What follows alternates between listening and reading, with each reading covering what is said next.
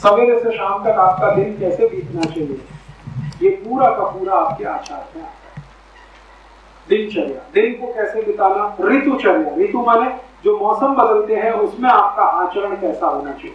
अभी एक खास तरह का मौसम आ गया बारिश का, तो उस समय आचरण कैसा होना।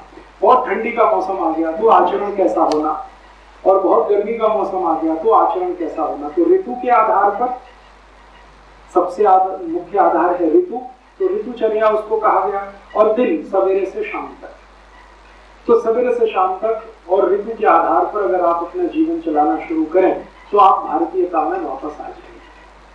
अब आप बोलेंगे इसके बारे में कुछ माहिती है क्या? हाँ है, छोटी छोटी माहिती है, छोटी छोटी बातें हैं जिनको आप ध्यान रखते हैं। सबसे बड़ी बात यह है कि आप समशीतोष्ण जलवायु में रहते हैं तो शरीर भी समशीतोष्ण रहे।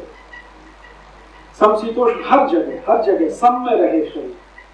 आयुर्वेद में भी ये कहते हैं कि वात पित्त कफ तीनों सम में रहे। भारतीय लोगों के लिए ये अत्यंत आवश्यक है। तो शरीर की कोई भी अवस्था सम से ना जाए, माने ज्यादा सोए नहीं एक, क्योंकि सम टूटेगा, ज्यादा जगह भी नहीं, उसमें भी सम टूटेगा। तो जगना और सोना दोनों संतुलित नियमित है। तो शास्त्रों के आधार पर भारत के लिए जगने और सोने की जो अवधि तय की गई है वो दो तरह से तय की गई है। एक तो ऐसे लोग जो शरीर श्रम बहुत करते हैं, और एक तो ऐसे लोग जिनका शरीर श्रम कम है।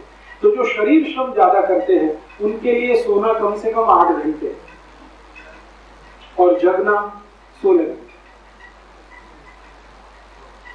सोना 8 घंटे, जगना 16 घंटे। शरीर श्रम करने वालों को स्पष्ट निर्देश है भारतीय शास्त्रों में कि जिंदगी का 1/3 हिस्सा उनको सोना ही पड़ेगा शरीर को सम रखने के लिए। लेकिन जो शरीर श्रम ज्यादा नहीं करते उनके लिए सोने का है 6 घंटे और जगना है 18 घंटे। अब आप देख लीजिए आप किस कैटेगरी में आते हैं। अगर शरीर श्रम नहीं है आपका तो 6 घंटे सोना पर्याप्त है, और शरीर श्रम है तो 8 घंटे। लेकिन कभी कभी एक छूट दी गई है, वो ये कि आपका शरीर जब स्वस्थ महसूस करे उतनी देर सो लेना। ये तीसरी एक कैटेगरी बनेगी, लेकिन ये सभी के लिए नहीं है। जब आप कोई बीमारी की स्थिति में हैं, कोई रोग की स्थिति में हैं, तो जब तक आपका शरीर स्वस्थ महसूस ना करे तब तक सोएं, और जब स्वस्थ महसूस करे तो जगें। वो बीमारी की स्थिति है तीसरी वाली।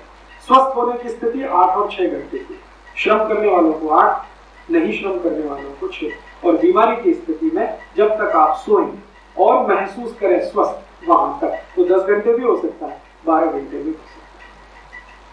ठीक है। हमारे भारतीय शास्त्रों में एक स्पेशल कैटेगरी है, अलग से लिखा गया है बच्चों के लिए। बच्चे होते हैं 1 साल की उम्र तक के बच्चों को 18 घंटे सोना, 3 साल तक की उम्र वालों को 16 घंटे, 5 साल तक की उम्र वालों को 14 घंटे, और उससे आगे 7-8 साल के हो जाएं तो 12 घंटे, फिर 10 साल के हो जाएं तो 8 से 10 घंटे। जैसे ही वो 12 साल क्रॉस करें तो 8 घंटे।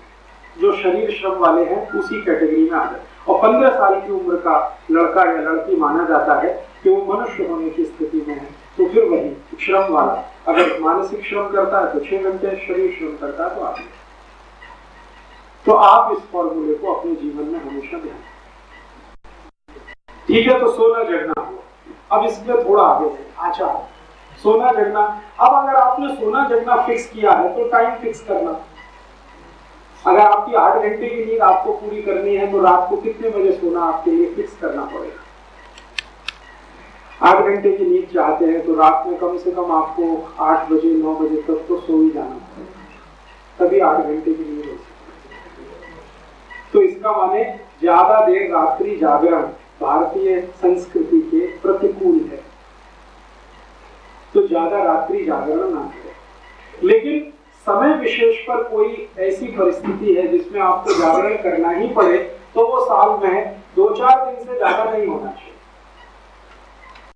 अभी जैसे समय विशेष कोई आया, आपके घर में कोई पूजा हो रही है, महाभारत का पाठ या मान लीजिए रामचरितमानस का अखंड पाठ हो रहा है तो 24 घंटे पूरा होता है, तो उसमें एक विशेष परिस्थिति है।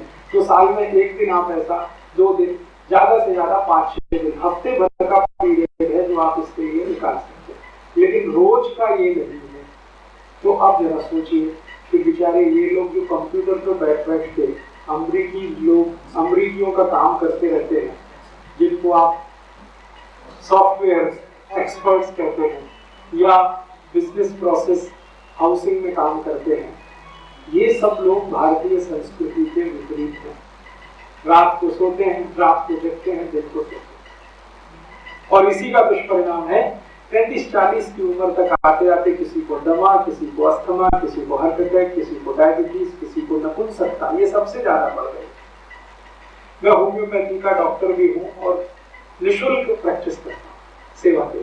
तो मेरे पास मैक्सिमम केसेस आते हैं, मैं आपको बता रहा हूँ, ऐसे डॉक्टर बताना नहीं चाहिए, वो नपुंसकता क्या है। और मैक्सिमम कैटेगरी जो है वो इन्हीं लोगों की है जो सॉफ्टवेयर में, बिजनेस प्रोसेस हाउस में और आउटसोर्सिंग के काम में लगे।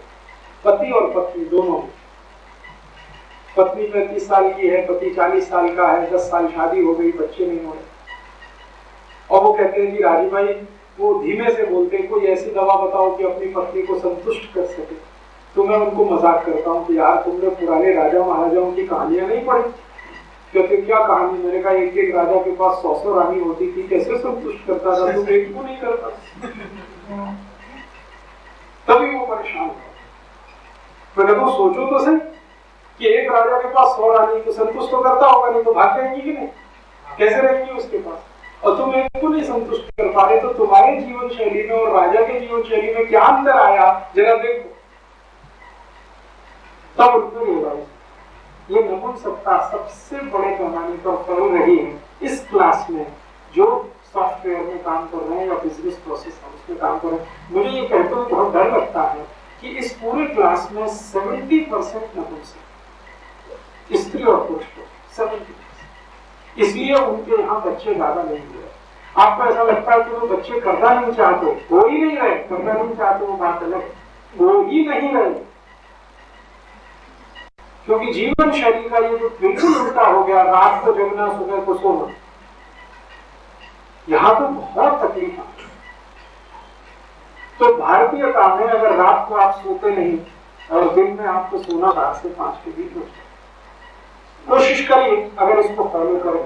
इसको फॉलो करने में जो सबसे बड़ी रुकावट आपके घर में है, अगर आप उस पर विजय पा लें तो ये आसान है। टेलीविजन, अगर टीवी का कनेक्शन काट सकें, या तो कंट्रोल आपका इतना हो कि हम जब चाहेंगे तभी स्विच ऑन होगा, नहीं तो कोई बात ही नहीं है, तो आप इस पर काबू कर सकते हैं और आपके बच्चे भी आपको देखकर करें। टीवी रखिए लेकिन कंट्रोल रखिए रिमोट पर, और अगर कंट्रोल नहीं है तो कनेक्शन काटिए। उसमें कुछ दुविधा मत पाइएगा कि कनेक्शन काटेंगे तो दुनिया से पिछड़ जाएंगे, ऐसी उसमें कोई बात नहीं आ रही है कि आप दुनिया से आगे निकल जाए। उसको देखिए जो पिछड़ने की कल्पना आप करें, कोई जानकारी ऐसी नहीं आ रही है जो आपको दुनिया से आगे निकालती हो, तो पिछड़ने का डर क्यों?